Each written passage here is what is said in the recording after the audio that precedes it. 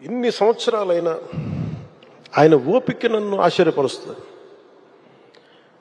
అసలు ఆయన మనసు మైండ్ నిరంతరం పనిచేస్తూనే ఉంటుంది. ఇందాక మన క్యాబినెట్ మీటింగ్లో కూర్చున్నప్పుడు అసలు ఈయనకి ఓపిక ఎక్కడి నుంచి వస్తుంది అని అర్థం కాదు.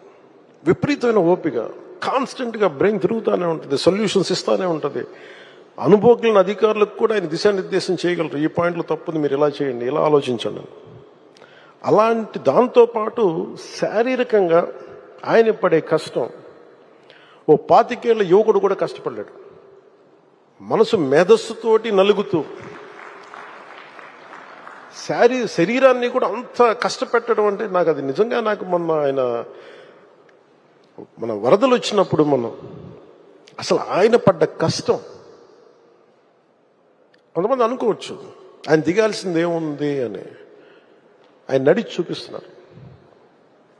బాధ్యత గల వ్యక్తి ఎలా ఉంటారో ఆయన చేసి నడిచి చూపించారు. ఆయన అంటే ఎందుకు చూపించాల్సి వచ్చిందంటే కూడా అధికార యంత్రాంగంలో మందకొడితనం వచ్చేసింది.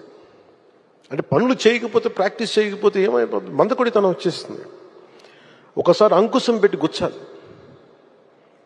అలా ఆంధ్రప్రదేశ్ అధికార యంత్రాంగాన్ని గుచ్చడానికి ఆయన దిగారు. ఆయన అసలు ఆయనకు అవసరం లేదు. ఈ ప్రపంచంలో కూడా మీరు చెప్పండి, 9/11 ఇన్సిడెంట్ జరిగితే జార్జ్ బుష్ వచ్చి కూర్చోలేదు అక్కడ న్యూయార్క్లో. రుడి గిలియానీ ఆయన న్యూయార్క్ సిటీ మేయర్ కూర్చున్నాడు అక్కడ. ఆయన అందరూ విమర్శిస్తుంటే నాకు ఒకటే ఆలోచన వచ్చింది. అన్ని స్థానిక సంస్థల్లో వైసీపీ నాయకులే కదా మీరందరూ, మేయర్ కానీ సభ్యులు కానీ అన్ని పాలనా వ్యవస్థలు అన్నిట్లో కూడా it is nothing but YCP. 70% పంచాయతీల్లో వాళ్ళే, అన్ని స్థానిక నగర పంచాయతీల్లో మనకి అన్ని నగరపాలికలు అన్ని సంస్థలు కూడా వాళ్ళే. అసలు విజయవాడలో ఉన్న మేయర్ ఏమైపోయి ఫస్ట్ సిటిజన్ అంటాం, మొదటి ప్రథమ పౌరుడు అంటాం కదా విజయవాడకి. వాళ్ళకి బాధ్యత లేదా? వైసీపీకి బాధ్యత లేదా? ఎంతసేపు ఆయన విమర్శించడమేనా?